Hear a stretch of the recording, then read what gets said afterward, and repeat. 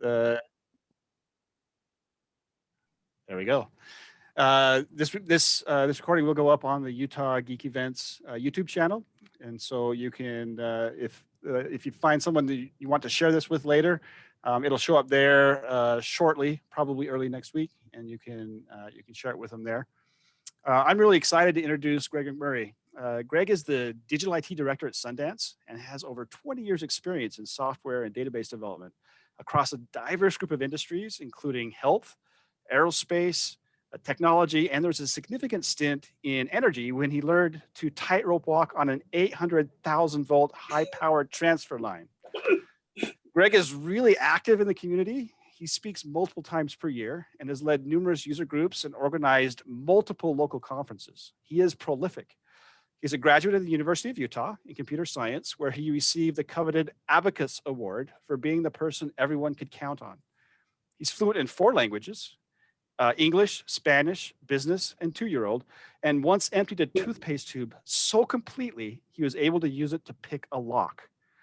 Greg is truly a man of many talents, and I only fabricated 3 of the factoids from his introduction, and we are truly pleased to have him addressing us today. He's going to speak on the Azure SQL Database Ledger and data security. And so without further delay, I'm going to turn the time over to Greg. Thank you, Greg, for being here today.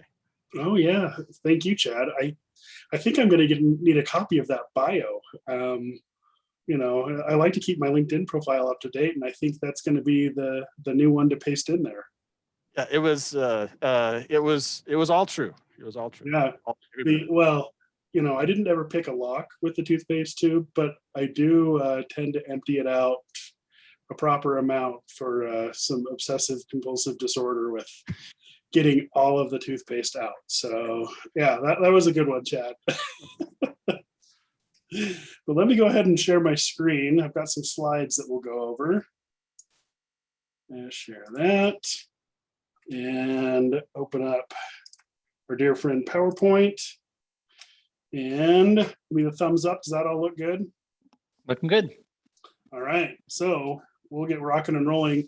I will not kill you with slides today. This is 10 slides, which includes the intro slide right here. It includes a little slide about me, which Chad basically already covered, so we don't need to take much time there. There are 3 demo slides, so I'm going to actually drop out a PowerPoint for those. And then the summary slide at the end that really just has some links and other useful things. So there's like maybe 5 useful slides in this deck. So we'll go through them pretty quickly, but I would love it to be interactive. It's a little bit different doing this online than in person. So probably the easiest thing is to just unmute yourself and speak up. I probably won't notice if you use the raise your hand feature or put something in chat. But Chad, if you could kind of help watch, and Jonathan, and you know, maybe interrupt on someone's behalf if they have a question, that would be great. There's at least one user that's mentioned that they're having microphone issues. So yeah, we'll let you know. Okay, there we go. Perfect. That is a great way to handle it. So yeah, so there's me. I'd love to connect with you online if we haven't already. You can find me on LinkedIn or Twitter, or even Stack Overflow. I'm user 243 on there. I've been there since the beta, and that probably actually is why I'm in the top 2% of users, is that beloved long tail of just getting in on the action early. But just the same, you know, I don't get enough opportunities to brag, so I guess this is a good one. But yeah, I'd love to connect with you. Feel free to reach out. It's a great way to kind of build your networking, get to know each other, and you never know how it's going to come in handy in the future. So the quick introduction for what we're going to be talking about today, there's really 2 pieces that kind of go together here. The first one is Azure SQL Database. And I took this from their documentation, 2 little sentences that I like, really just summarizes what it is. Azure SQL Database is very similar to a SQL Server database that's on premises. The difference being is it's in the cloud. And because it's in the cloud, they've got some really great options where you can treat it as a serverless service. So it's just a database out there that you don't have to manage the hardware for. It's just a service that's available. In addition, you can easily go in and change the sizing of your database. So do you need more performance? Do you need more storage? What do you need? Those are all things that are easy to adjust on the fly. Whereas with a database that's on premises, it can be very hard to do that. It might require downtime, other problems. So I like that aspect of it. And the second half, the database ledger, this is a brand new feature that was just announced. It was kind of a curious way they announced it, because about a month ago at MS Build is when they kind of let these announcements fly. And a couple of weeks before Build, an announcement came out that said, hey, Azure Blockchain has been deprecated. It's dying. We're going to turn it off. You need to stop using it. And I'm like, what? You know, like cryptocurrencies are at an all-time high. You know, what's going on here, Microsoft? Like, are businesses just not adopting some of these blockchain type cryptography sorts of things, you know, to do whatever it is they do for a business? Like, have you not been able to find that use case? Like, was this just the hype train the whole time? And so I was kind of scratching my head looking at it going, what are they doing? And then Build rolls around and they're like, oh, by the way, there's this new thing called Database Ledger. Yeah, it's what this should have been all along. Sorry, we didn't get it right the first time. Go start using this. And so what the ledger is it basically, you know, I highlighted a couple of words there, I bolded them, and it says that it provides tamper evidence. So this isn't tamper proof, but you can think like with an on-premises database, somebody could shut down your instance, open up the files, you know, maybe even attach them to a different database engine, modify them, you know, whatever else, and hook it back up. Or, you know, they get in, you know, through credentials and they just modify it, or however they're doing it. You know, there's a lot of ways things can be tampered with. So one of the things the ledger does is, you know, provide tamper evidence. So you can easily say to your partners, or, you know, whoever it is that you're working with, saying, hey, you don't have to trust me. We have a cryptographically secure source that is storing the changes to our database that we can go back and verify. So we have a good audit trail of what's happened in our database, you know, who did it and when. And so you no longer have to say, okay, well, I trust you as an organization. You can say, hey, I trust the technology. And, you know, maybe that's a good thing, maybe it's a bad thing, but it gives you a choice. That's the important thing to take away from there. And I think it's just a really interesting application of it. You know, I've watched, you know, things like Bitcoin for years, and I think blockchain, with kind of this idea that it's, you know, this immutable ledger that is always moving forward, never being modified in the past, has some interesting applications, and the world keeps looking for interesting applications of it. And I think this is one that's going to start to materialize as being really useful in this case. Any questions on what a ledger really is? I'm talking at a high level, so if you have questions, now would be a great time to jump in and say, hey, I don't quite understand what a ledger is. I think I know what a ledger is. Could you give us maybe just like a 30-second description? Sure. So you can think of a ledger. My favorite way of thinking about it is, does anybody like the Muppet Christmas Carol movie? It's a classic. So if it's not like on your Christmas watch list around the holidays, I'd say add it. At the beginning, you see Scrooge in his workshop with all the rats, and they are writing in books. Those are ledgers. And it literally is a way that they would keep accounting for the bank accounts. And so, you know, somebody would come in, they would get a loan, and they'd say, oh, you know, 500 pounds or whatever. And then they'd make a payment, and it's like, okay, you paid 10 pounds on this date. That means your balance is 490, you know, and maybe they would do interest calculations and other stuff in there. But it basically was kind of this history of each transaction that was happening with that little set of data. And so that's what a ledger is it's just keeping track of those things. Make sense? So you can think of it like it's very common in a database to have a log table. Not log as in the log tables that you have to truncate with a full backup or you run out of storage space. Log as in I'm writing an entry like Jonathan was talking about in his transactions to say, hey, something happened. And so those you typically only insert into. You might select from them, but you're never really updating them. It's kind of just an insert only sort of thing. You can think of that as we'll call it a poor man's ledger, because there's no security guarantees around it, right? Good question. Does that help? Yes. All right. And so what movie are you going to go watch this holiday season? The Muppet Christmas Carol. Thank you. Thank you. All right. So moving on from that slide, what does it mean to, have trust, and how do you protect your data? I talked about being able to trust. Think about this, from a financial position. You definitely trust your bank to have a good accounting system for the money that you deposit there. It would be a really bad thing when you show up at the bank and it's different than what it should be, or heaven forbid, it's all gone. So you want to be able to trust them. I think generally speaking, we trust the bank, but maybe banks don't trust each other, or maybe a future day is coming where we don't trust, their systems for whatever reason, because cybercrime is getting so bad that, we need some, third party, as it were, or offline or other way of verifying that the transactions against our accounts are correct. Same thing with medical, like our medical records, very important. You think about it from a compliance or regulatory perspective.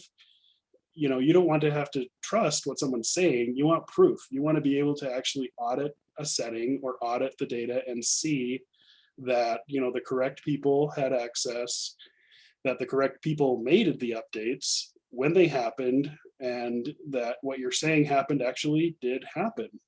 So there's a lot of really great use cases that help build trust. The other thing it does, and it's kind of like a 1-2 punch, is protecting your data. So this helps you find out that there has been changes. I mean, it could be, things like bit rot, which you don't see very often, but, changes that just happen in your underlying storage system. Or it could be a malicious change where somebody goes in and says, hey, I found a table with all the salaries. I wonder what happens if I update my salary to have a few extra dollars on it. Does that actually get fed through the payroll system? And, I actually start getting paid more money? That would be a handy dandy thing, right? But not something that the business certainly wants.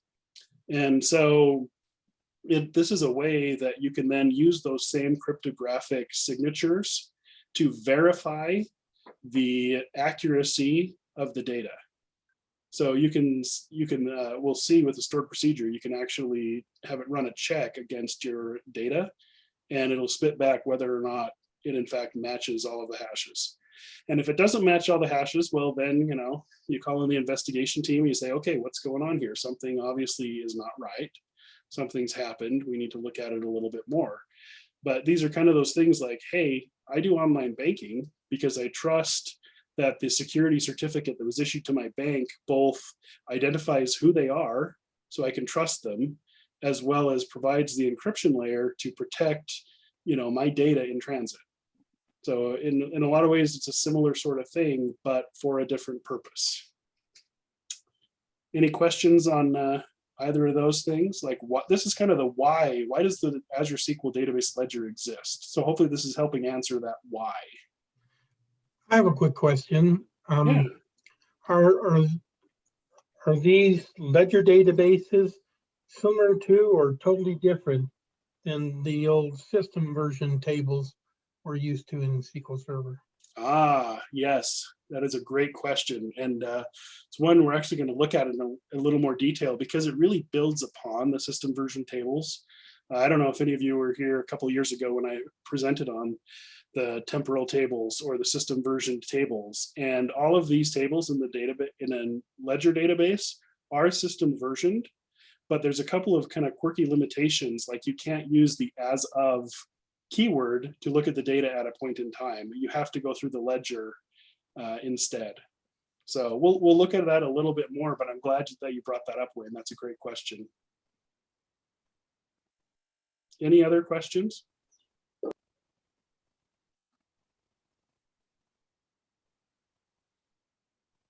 And I guess maybe to build on Wayne's just a little bit more, you know, the system versioned tables where they allow you to inspect the data at a point in time, the difference is they don't necessarily provide the same cryptographic guarantees that the data has not been tampered with. So there are ways, granted, it would take a lot of effort, but there are ways that you could modify that underlying data such that, you know, it would not correctly reflect what the past really looked like. Furthermore, you can easily modify like the retention on those system version tables. So you could get rid of the history and then, you know, basically delete your tracks. So with the Ledger database, they address those sorts of issues and make it so those things can't happen. But that's a great call out. Any other questions or things people want to bring up? Not necessarily a question, but I very much enjoyed the verbiage on here that's protecting your data from the DBAs. How true is that? Yeah, exactly. Not the attacker, it's protecting it from us. Cheers. Yeah, you know, I'm a developer first, and so I always have such a good time harassing, you know, Chad and Andrea and others, Ben, TJ, that have been around for a long time that are DBAs first. So yeah, it's always good to get some little jabs in there. But all right, we're going to keep rocking and rolling. We're almost there. So what are the limitations in there today? I highlighted 8. This covers most of them. There's actually a page out on docs.microsoft.com that kind of delineates all of these. But these are the 8 that I wanted to kind of highlight. So the first one is, this is currently in preview. So if you're already thinking, man, this really solves a business problem for us, it's probably not quite ready for prime time. So you want to look carefully at that and consider, do I really want to be using something in preview that, you know, likely will change? And at the bottom of that first column, we don't really know what the pricing is going to be. So you're starting to adopt something for your business that you don't know what's going to cost. That's a dangerous position to be in for various reasons, but mostly because I'm sure Microsoft loves to launch things in the cloud first. And it would be kind of hard to have the right guarantees in place to do it on premises. There is no on-premises support for this. This is a cloud-only feature for now, and I would probably guess forever. I don't think this is one that will likely come to on-premises, at least not without some really big customers pushing hard on Microsoft for it, because it would be really hard to implement it on-premises and provide the same guarantees of trust. So as we'll see when we're setting this up, the ledger actually has to be created in a separate Azure region. Right now, that may not always be the case, but that, you know, prevents somebody who happens to break into one data center from modifying both pieces of data and breaking that trust. So speaking of regions, you have to provision this in the West Central US region. And there is an interesting Azure quirk that I came across as part of preparing this presentation. So I have a number of different accounts that I can get into Azure with, and one of them has been around for a very long time. And I was beating my head against the wall because I could not find the West Central US region in the lists of regions that my account was enabled for. And they actually have a knowledge base article that says, if your account was created prior to like September of 2016, you will need to contact Azure support to have these additional regions added. And I'm like, you have got to be kidding me. This is ridiculous. Why are you not just fixing this proactively? Like, I have to come find this information and say, mother, may I? Like, you know, that's a little bit customer hostile. But if for any reason, you know, you've been in Azure for a long time, you want to check this out, and you're trying to provision it and you can't find West Central US, that's probably why. So just be aware. They have said it will be coming to other Azure regions, and certainly as it emerges from preview, I would expect it to be available in most, if not all, regions. So moving to the right column, these are all the can'ts. So once you enable a database ledger for your database, you can't disable it. That's one of the security features where you don't want to be able to delete it, turn it off, cover up your tracks, and then turn it back on. So that's one of the things that they don't allow. It's also, an on or off for the whole database. It's really, a big, heavy-handed setting. So if you've got other data that you don't want to have managed in quite the same way, it's probably better to put it in a separate database. On those same lines, it probably goes without saying that you can't truncate your history. Once again, for security reasons, they want to be able to make sure that they have the full history available to you. And so, you can't get around that. And you can't convert an existing database. This is something you need to provision new. That one I wouldn't be surprised if it changes, because in the UI, if you didn't enable it when you created the database, you can still enable it. And so there probably is something going on there, but stay tuned, something to just be aware of as a current limitation. And a few of the features in SQL Server can't be used in conjunction with the database ledger. And those are things like in-memory tables, sparse column sets, a handful of the data types like XML, file stream, SQL variant, and the user-defined data types. So if you're using those are not supported with the ledger, probably because they can't properly handle the cryptographic hashes and other stuff that's associated with those. So with that being said, any questions on the limitations that exist as part of this?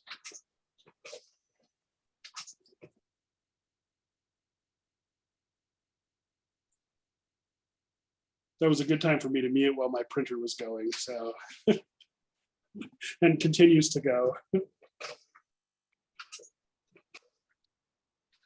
All right, we're gonna keep rocking and rolling. We're almost there. So I think this is the last slide before the demo.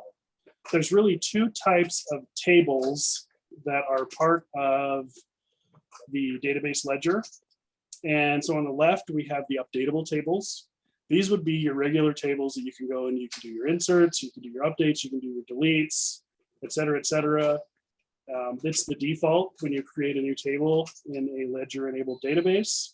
And it adds essentially 4 columns, system-generated columns to your tables.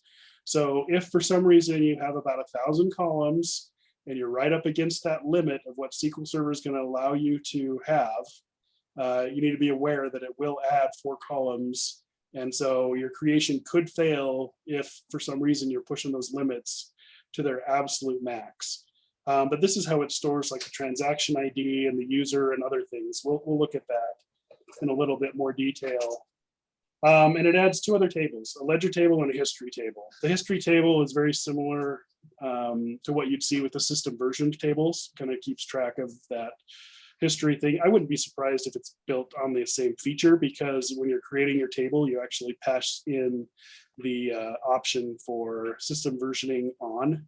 So it's probably using the same underlying engine to power those, and then just layering on top the necessary pieces of it. And then on the right, we have append-only tables. These are kind of a special version that you actually have to pass the append-only equals on to your create statement. And what it does is it makes your table insert only.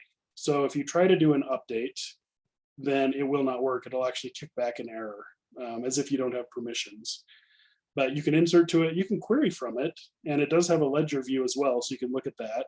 And because it's insert only, it doesn't need to keep track of quite as much information, and so it actually only requires 2 columns, 2 additional columns. So once again, if you're that person that's pushing, over 1,000 columns in your tables, maybe we need to talk about your architecture first, but be aware that it will use 2 additional columns. So with that, should we look at these 2 examples and actually go into the Azure portal? I think so. This wasn't too bad a death by slides, I hope. So Let's do it. let's do it. So here are the notes. Here's what we're going to do. I'm going to go log into Azure. I'm going to walk through creating the SQL database. And for the sake of the demo, I have already created one. I was telling Chad and Jonathan that I've created this probably a dozen or so times preparing for this presentation. And I think twice it has provisioned without an error. So, once again, this is kind of danger ahead. It's in preview and things are not going to work quite right. So we will see if I am in a good place for demoing or not today. So let's drop out of here, come over to Azure. I've already logged in. I'm in the right tenant. Things are looking good. And right at the top, it's beckoning to me. It's saying, hey, SQL databases. You want to create a new SQL database, right? And so it's so easy. It's just saying, please. And I'm like, I can't help myself. I'm going to hit create. So I click this create button, and it's going to walk us through a little bit of a wizard here. And there's these tabs along the top that are going to ask us some information as we go. So what we're going to do is we're just going to go down each page, and then we'll hit the next button when we get to the bottom and go through each of these. I think pretty much every one of these we're going to need to put in something on. So the first thing I'm going to do is I'm going to create a new resource group, SLC SQL. It's not being used currently in my tenant, so that's good. And I'm going to create an SLC SQL database, and I'm going to create a new server for it. SLC SQL. Can you, anybody starting to notice a pattern here? So unfortunately, I can't do SLC SQL for the server login. Oh, it's letting me. Normally it complains if it's part of like your names. So, but I'm actually going to use my online handle, GoU.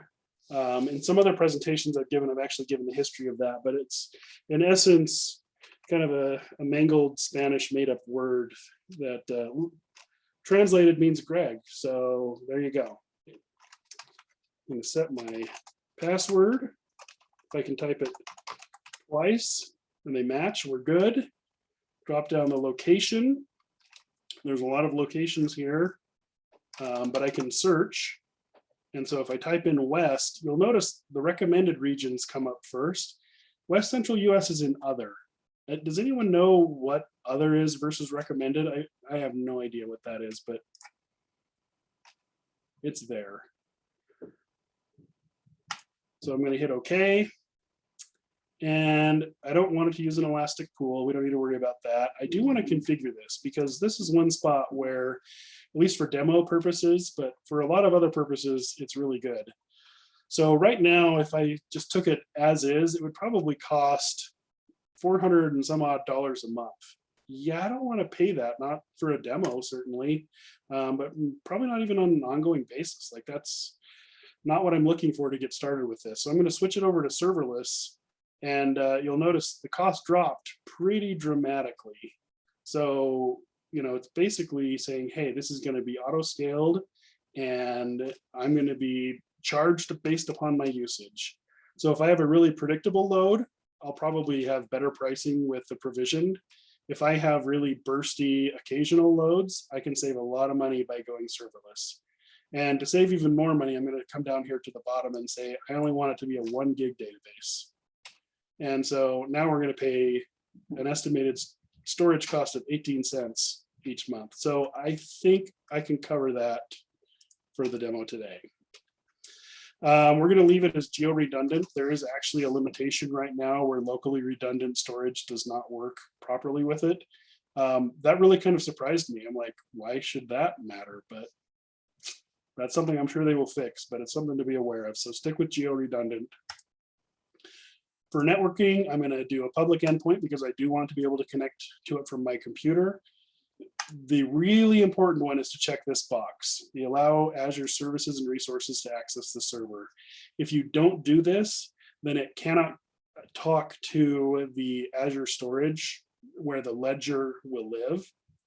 And as such, it just won't work. I don't even think they'll give you the option if that's not enabled. So you definitely want to enable it. I'm also going to enable my public IP that's currently being used, so I don't have to later go to the firewall and try to add it. I'm really glad they added that. That was a nice thing. I can't tell you how many Azure SQL databases I have provisioned and not added an IP address and then wondered why I couldn't connect. So on the security tab, this is where we actually set up the ledger. So I'm going to hit configure ledger. I'm going to check the first box, which checks the second box for me automatically. I don't have to have this second box checked. If I wanted to manually do it on my own, I can. But even here in Azure, they're like, whoa, slow down, cowboy. What do you think you're doing here? You shouldn't be doing this unless you really understand what the impacts are going to be. So I'm going to hit no. I'm going to say, yes, please use Azure to manage it for me. That's one of the reasons I want to provision it in the cloud, is so I don't have to manage all of this stuff. I'm going to create a new ledger, SLC SQL X. And this is one of those things I was saying, it's really kind of funny where the ACL region East US. So it's saying, hey, I'm going to be provisioned slightly differently for security. So I'm going to hit apply to that. It is now configured. Next, additional settings. If I wanted to, I don't even know if this would work for importing a ledger. Like, could I take a backup or could I use sample data? I never tried it. It seems like it would be kind of a weird thing to say, hey, I want to import this, but it may work. Who knows?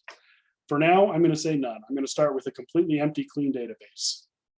Collation, I'm just going to accept the default. If you need to change that for whatever reasons you have, you're welcome to. And the maintenance window, I'm just going to leave alone as well. Tags, I'm not going to add any tags to it. Don't need to touch any of those. We're able to find it easily enough right now. So when I get to review, I can say, yes, this looks good. I can cover the 18 cents plus some probably CPU time that's not even going to add up to a penny. We'll pitch in. Yeah, thank you. We'll do a GoFundMe or something. But yeah, so look over all of this. All looks good. And I'm going to go ahead and hit create. And one of the things is it takes about 10 minutes in my testing to actually go through this deployment. The SQL Server itself will actually get provisioned pretty quickly. It's all of the other stuff around the ledger that really takes kind of a long time for some reason. Maybe that's partly because of why it's in preview. They're working to speed that up. I don't know. Regardless, it's not that interesting to sit here and watch this happen.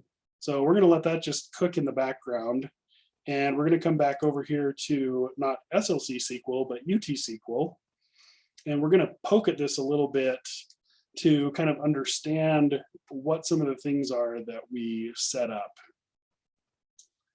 And one of the things I want to look at is down here under security.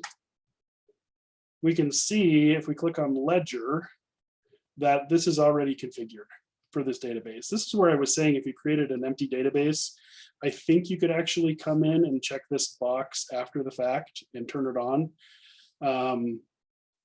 Once you turn it on, remember that's one of the limitations. You can't turn it off. And it's kind of reminding you of that here, saying, hey, once you create your database and you enable this, you're stuck. Like your only option is to delete the database if you want this gone. So yeah, kind of a big thing. They gray out the checkbox. I can at any time change my digest storage if I want to. If for some reason you had managed it in your own storage account previously and you're like, this is a pain, I want to move to just their own ledger service, or you're like, it was free during the preview and now they're charging me too much, I don't like that, I'm going to move it to Azure storage. I'm sure that there will be some ways that I'm not going to cover today on how to make that happen. But yeah, that's kind of what this adds here in the ledger piece. Any questions on provisioning a ledger database?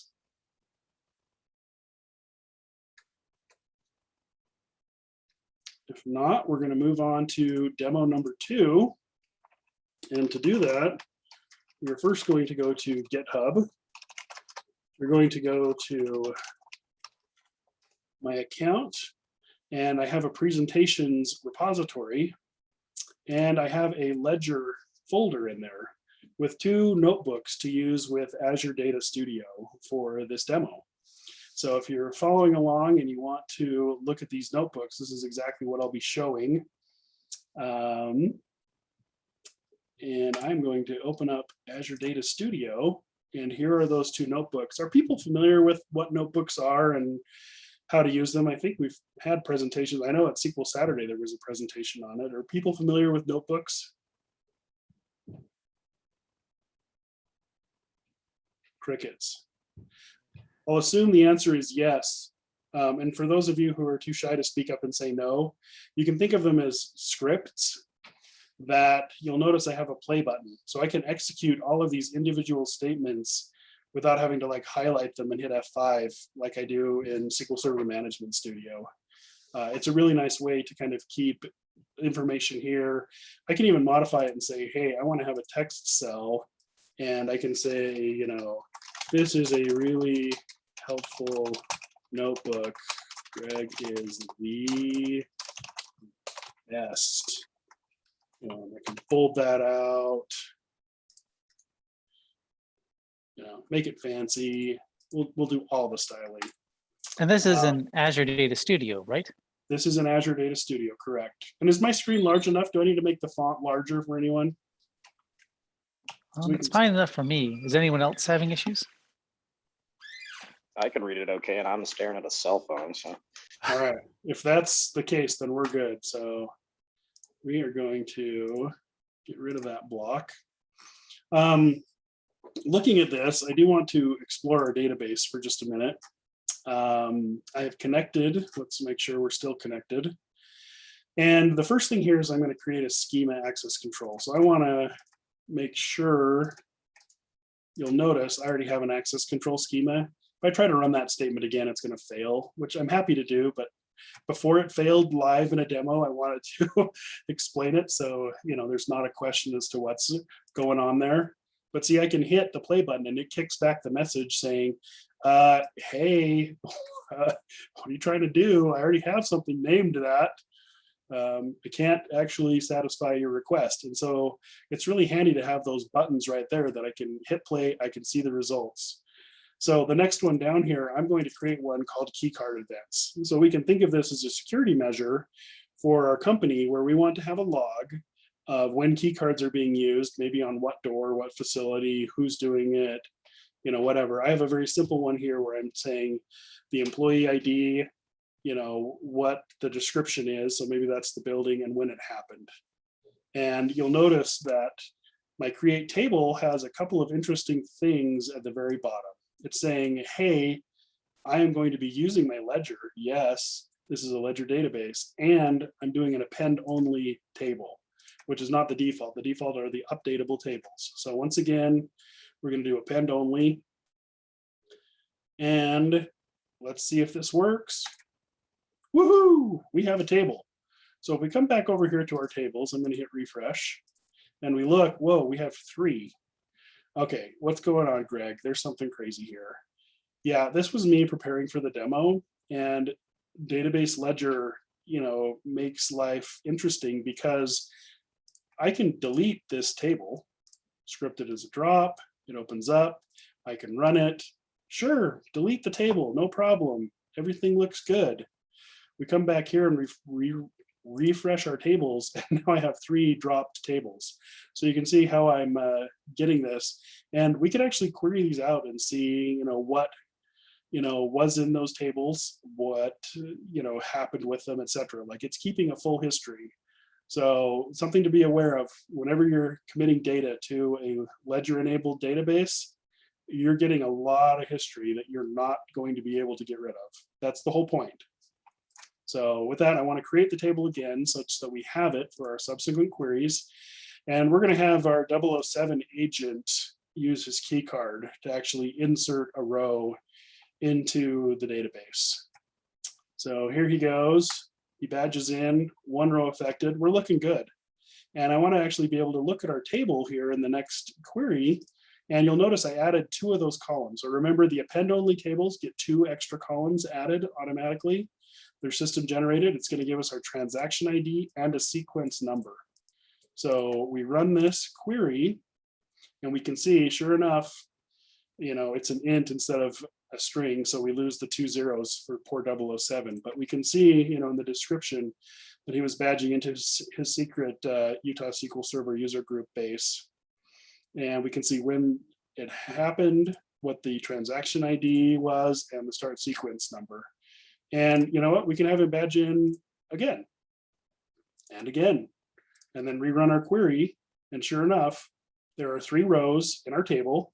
We can see that the transaction IDs are different for each one. And yeah, things are looking good, right?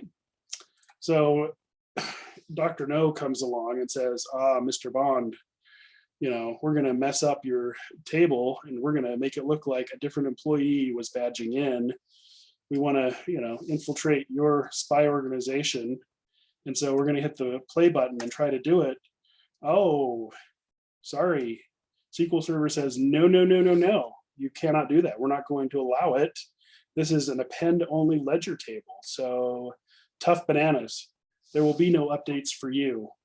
And I'm logged in as essentially DB owner. There are no higher access rights that could be granted where you could actually do this.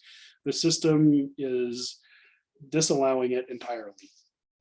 So if we come back here, we can run our query again and see certainly, we saw the error message, but just to prove it, the employee ID didn't change. So we're still good. So the last thing you'll want to do, you've got this log table. Occasionally, you will want to verify your digests and make sure that it's working. So the way that this happens is if we go back to the Azure portal, we can actually scroll down to the somewhere in here.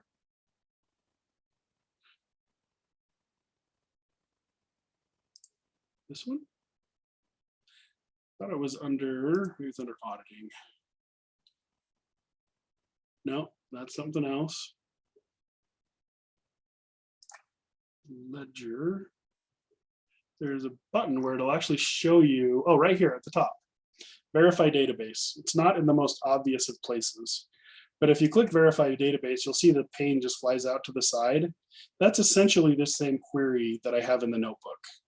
And so I think it's a little easier to read in the notebook personally. So we're going to flip back over to it, but that's where that query came from. It is also in the docs on Microsoft.com. But what this does is it's saying, hey, give me a variable, and I want to have it be the data that comes from the Ledger Digest locations. And basically this is saying, hey, go get all of my digest locations, put them in a variable, because I'm going to use it to verify my database. So it grabs those. You can see that it, for JSON auto, cool. And then it's saying, hey, select from those as the digest locations. And then those locations get passed in to this stored procedure, SP verify database ledger from digest storage. If you have chosen to use a different storage mechanism than the automatic ledger preview that's available, you will actually have to go through the effort of getting your digests, pulling them out from your write-only media, wherever it happens to be, and then feed them into this same stored procedure. But this one, it's nice that it's all integrated and just works. So I hit play and it takes it a minute because it's got to recalculate things. And luckily this database is tiny, so it goes very, very quickly. But we can actually look and see, oh, okay, here are my digest locations. Like I said, it's this nice long JSON string. So I'm going to copy that out. I'm going to go back over to my web browser. I'm going to go to one of my favorite online tools, JSON Lint. And one of the reasons I like this is not the advertising that slows their site down, unfortunately, but that it all happens in browser. So when I hit validate JSON, it doesn't send that off to a server anywhere. It formats it and validates it right in the web page and makes it pretty and easy to print. So we can see that there was a confidential ledger provisioned in the Azure cloud, and that there are these digests, and it's got a path to our database, blah, blah, blah, this sort of information. That's what's really being passed in as part of that stored procedure, saying, hey, here's my location, go get the digests. So with that being said, any questions on an append-only ledger?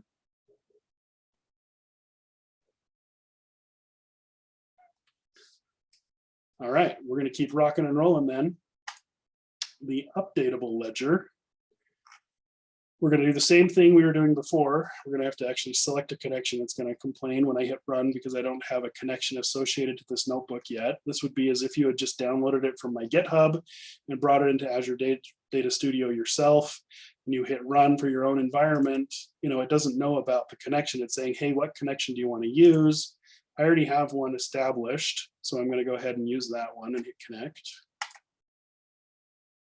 And it connects and it runs and it creates that schema. So once again, we can come over here to security schemas, we'll refresh, and we can see that we have those two schemas that we have created. So if we wanted to have separate permissions, like Mr. Bond is allowed to write to the access control or perhaps the card reader program, but account balances for our savings accounts, we want to keep separate, and we want to keep them managed securely in a separate schema.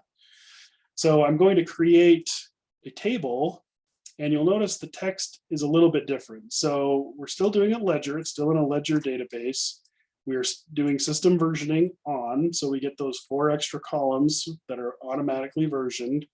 But unlike our append-only, we are not passing in that append-only option to ledger. It's just going to do the system versioning. So I'm going to hit OK. Boom, we've got our table. So let's just verify visually. There it is, account balances.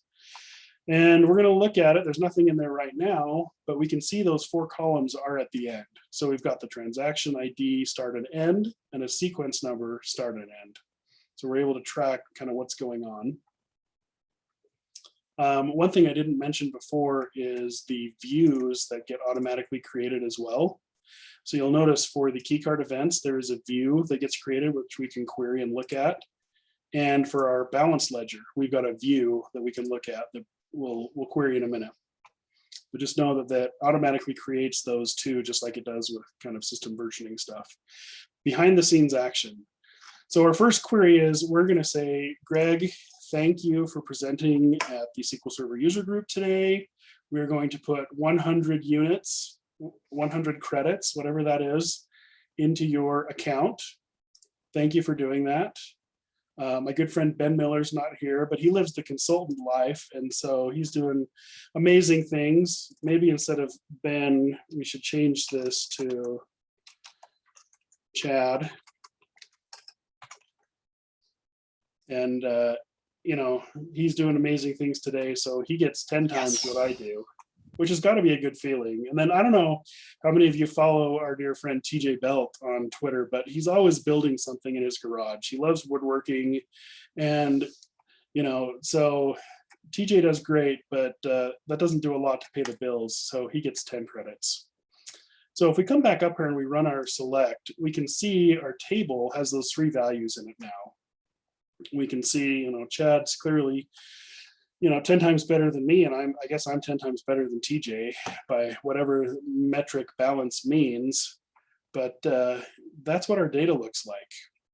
And that's interesting and all, but TJ has like this really bad habit of wanting to buy more wood and tools and everything else. And so what does he do? He goes out and buys more stuff for his shop.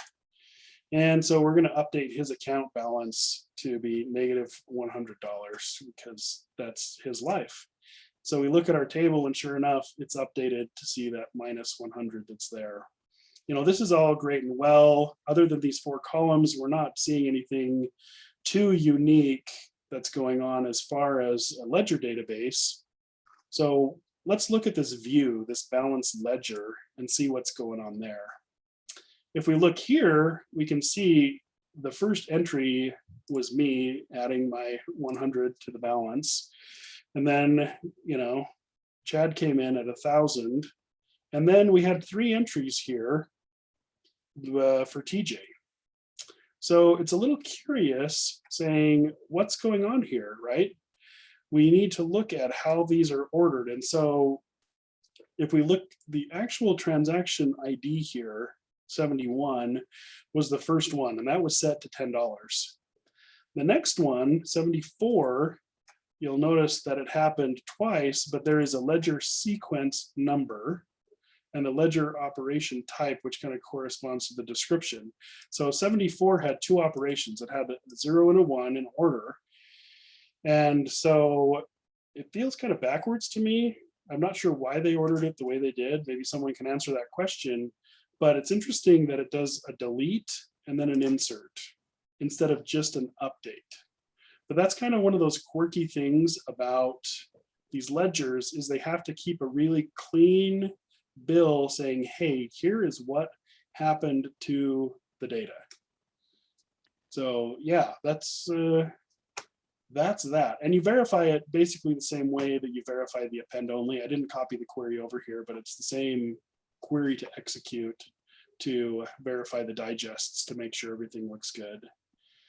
So with that, that is actually covering most of what I needed to cover today.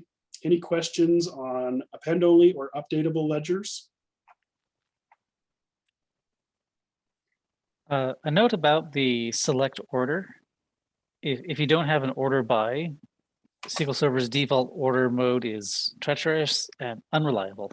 Yes. You never trust it. So really we should be doing ledger transaction ID, and we know that we're getting ties there.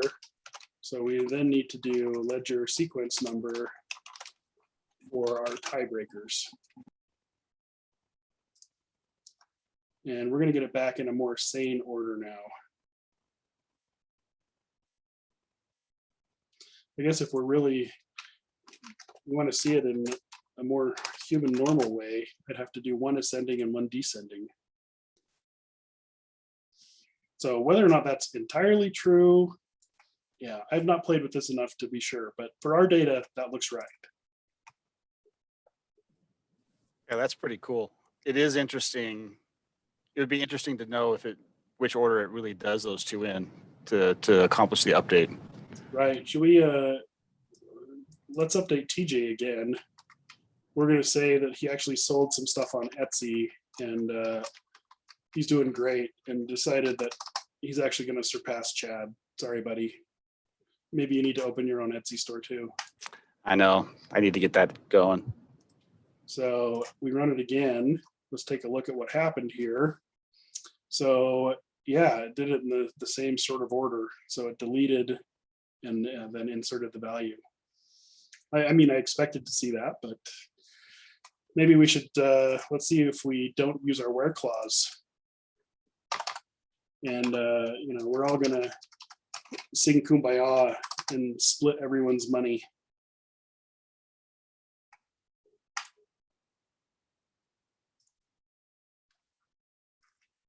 So here, it looks like starting on row 8 through 13. So I'll just mark row 8. And it highlights out of control. Row 8.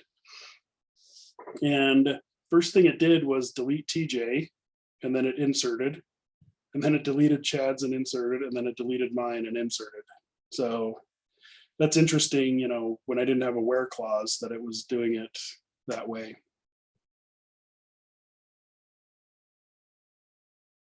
Any other ideas anyone wants to try out while we're in here?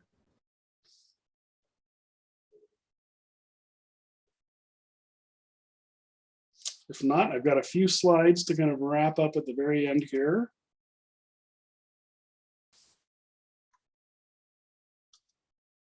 We already did that one. There's the QR code if it's too hard to find my presentations. I'll link this out. I'll share it on LinkedIn. We can probably put it on the meetup or something like that as a comment as well. So I'll put the slides on SlideShare somewhere. Updatable table, the summary. So this is the last slide. See slide 10 down in the corner. So the things that are real key takeaways. First of all, this is the evolution of blockchain technology in Azure. I kind of led out the presentation talking about how Azure Blockchain, got the axe, but they really had just been moving it into SQL as part of being able to have a ledger and, securely store and audit your data. And so to me, the value proposition here is if you need this sort of service, it will fit well into the overall like security strategy, for audits, compliance, whatever it might be, that is part of your database solution. So look at it as a part of the solution, maybe not just the end all be all. You'll still want to audit access to the server. You'll still want to, have the correct security policies and other things in place. Those are beyond the scope of what we're going to talk about today, focused just on the ledger itself. But there is a ton of good information that you can get either from Microsoft on their docs.microsoft.com site, or many of you probably have partners that you work with. They're another good person to discuss it with. They get a lot of information from Microsoft as well that can help. Hopefully they've also done some implementations or other things that can give you some more real world examples of what works, what doesn't work. And then the final reminder is that your database is either ledger enabled or not. I look at this similar to the graph technology that's in SQL Server. You can turn on graph for any database, but you only get one graph per database. If you need another graph, you create another database. It's in a lot of ways similar with the ledger. You get a ledger in a database or not. You don't get more than one. You get exactly one. And if you ever turn it on, you're not turning it off. You've got to either delete your database or stop using it or whatever it might be to get rid of it. The last two links that are up there, one is the announcement for this, which I think is a really great article. If you're interested in this technology, that's where I would start reading, because it's a little more human friendly. It's not quite the same technical literature. It gives some better use cases and kind of walks through what the technology is and how you might implement it.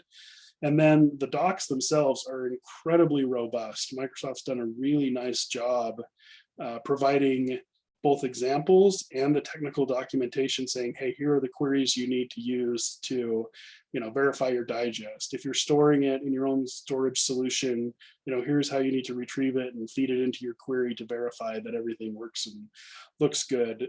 The docs are really great. They probably have at least, I bet, 30 to maybe 50 pages on Ledger already. It's really outstanding. They've done a really good job. They haven't always done a good job in all of their documentation. This is a oddly bright shining star in that. So with that, any final questions for me? I know mentally one of the things that I was doing as you're going through this was comparing it to change tracking and change data capture. Obviously, they're different technologies, but visually they kind of look the same, except that the ledger never has its records removed. Its lock is persistent, where that's built into both change tracking and change data capture is the temporary nature of that data. So that's pretty cool. This is pretty neat stuff. Mm-hmm. Yeah, I agree. Thanks, Chad. Part of it reminded me of multi-value concurrency control, but like on steroids. Yeah, sure. Like anything in particular jumped out at you about that? No, just how like it's storing the extra rows and just never getting rid of them. Right, and it's all system managed. There's nothing I had to do other than enable it. The system was managing all of that for me. It's not like there was another process running or, a watchdog or something going on that was doing that change tracking on my behalf. Have you been able to test trying to mess it up, like trying to edit the data and seeing what happens to it? Oh, you beat me to it. I was about to ask that next. I'm like, what happens if it fails to digest? So I was trying to think about ways to do that. And a lot of the ways to do it would be easier on premises, where, I could, stop the database, attach it somewhere else, go monkey with it, and then bring it back as if nothing had happened. Or, you know, even open a hex editor and just change a byte somewhere in the file that made sense, and hope the hashing algorithms were okay with it and said, hey, you know, there was some data corruption, but we fixed it. The only thing I could think of to kind of simulate that in the cloud would be possibly uploading a copy to start with. But even that, you know, you're starting from a clean place and it would generate the digest. So I'm not entirely sure what the attack profile would look like in the cloud. It's a good question, because I did noodle on it for a while, like how, you know, putting on my black hat, how would I approach that in trying to monkey with the data in a way that gets around the system handling all of that, you know, versioning and the logs and everything else. And I couldn't come up with it.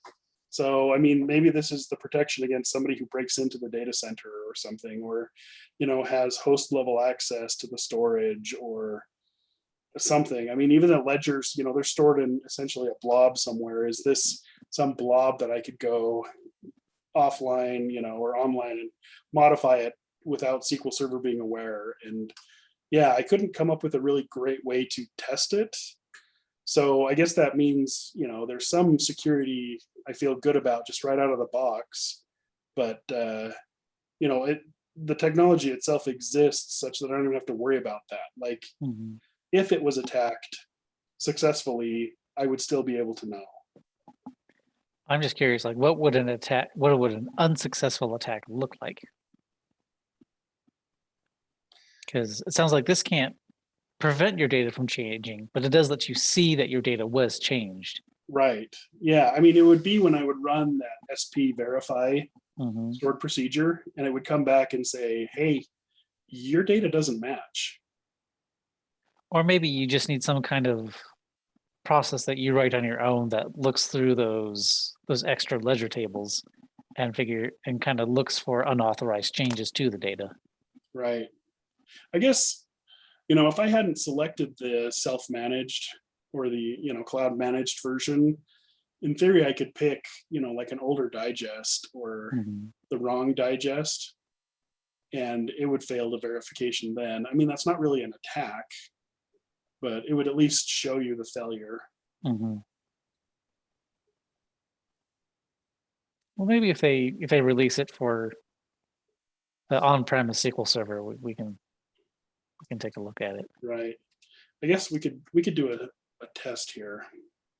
So in here, we saw that we get our digest locations back, right? And we could, in theory, monkey with that. I'm just thinking,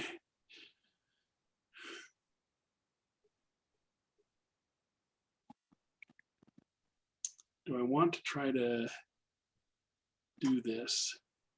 And what would it look like? Because remember, when I popped up my browser, you know, I could maybe change like this 6 to a 5. Or I could point it at, you know, the wrong URL or the wrong timestamp or something, since it's just a JSON string.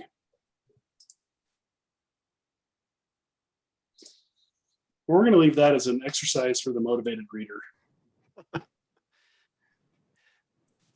That might be something somebody's like, okay, I'm going to throw the wrong digest in there just so I can see it fail. I mean, that ought to be part of your process, like verifying that things are working the right way. Like you want to verify, you know, failures happen the way you expect them to happen, so you can, you know, successfully trap for it and detect it and everything else. And it's not like, well, I ran the query and I got a result back. You know, you want to make sure that you get back what you expect. It almost seems like the digest is easier to manipulate than the actual data, but that doesn't gain you anything. Right. And especially where I'm using the, you know, Ledger in Azure, it automatically updates it every time a transaction goes through the system. Yeah, you'd have to really do something creative. I mean, I guess if you had more than one Ledger enabled database, you could use the wrong ledger as well. and then it would have full access and it would accept it and go, okay, I'm going to calculate my hashes, and sure enough, they don't match, and it barfs.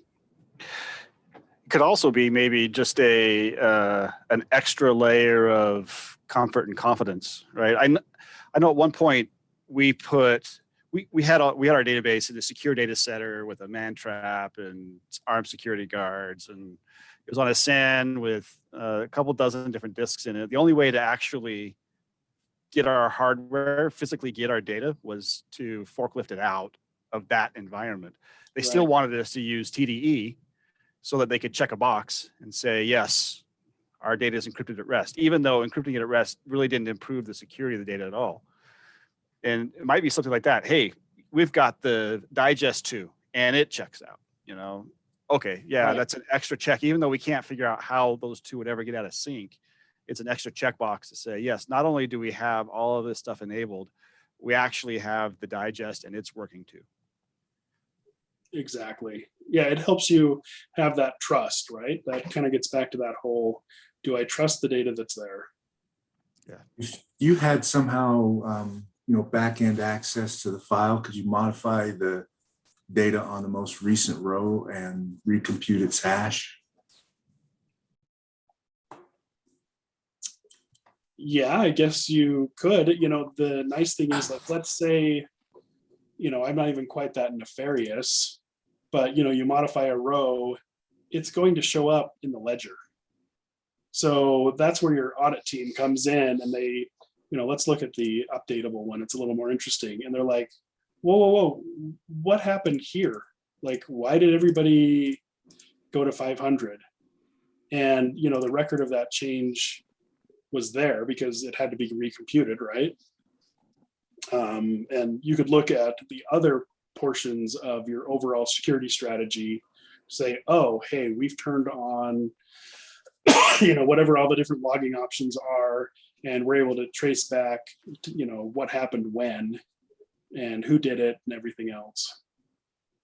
If you run an update and put the same value that was in there, does it show in here, or does it exclude that because it's the same value? You didn't change anything. Let's see what happens. That's a great question.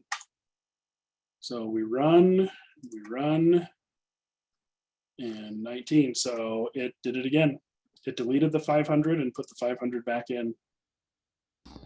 So I could see somebody doing this where you've got millions of rows and they change millions of rows with the same data except for the one that they're really trying to change. And for you to discover which one was the one that really was the bad one might take a lot of effort. It could. So I don't know, the query just sounds like not equal to the same value, and that would give you ones that changed. Or a sliding partition window, you could compute it just as well, I'd assume. Well, but I'm just saying there might be some valid changes along with some invalid changes, and you're going to have to know which ones were the ones that should have gone through. It feels like it's more of a question of policy rather than a technical question.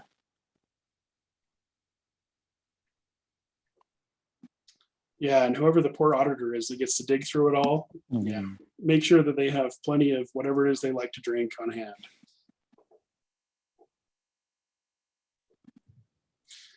All right, if there are no other questions, I'm going to go ahead and stop sharing and hand the meeting back over to Jonathan and Chad. Greg, thank you so much. This is a pretty cool new feature. You did an amazing job of making it easy to understand and stepping right through it. I appreciate both the slides that you put together to explain it and the examples so we could actually see it in action. And I love the use of notebooks too. That's awesome. So thank you so much. I'm going to ask really quick just for any final questions before I stop the recording so we can catch questions on the recording for those who watch it later. Did you see the message in the chat? Okay, we do have one question here in the chat. It's about limitations with triggers and ledger tables. Greg, do you have any thoughts on triggers that are on tables in there? Trigger tables. I think that's a good question. I did not see anything in the limitations that talked about them. So I would guess that they would happen the same way we would expect. So if you do an insert and there's a trigger that's going to fire off saying, hey, I'm going over to another table to log that happened or whatever your trigger might be. And it's, say that's an append-only table, you would see those records all be kept on the ledger appropriately. It's going to happen essentially as part of the same transaction. So I would expect it to be that same all or nothing situation. If you've got something firing off as a result, it's going to get carried along for the ride. I mean, I didn't try it, so I don't know, but that would be my expectation. Awesome. Thank you, Greg. Yep. All right. Hey, really appreciate your time, your support of the community. And are you going to post the video of you doing the tightrope on that? On the power line? Yeah. I think that would be something that would be great that I think we'd appreciate seeing too. The community would all enjoy that. That's where he's presenting from. That's why he's so high up. That's right. That's right. That's Yeah, that's how I got my superpowers. There you go. Thank you, Greg. Yep, no problem.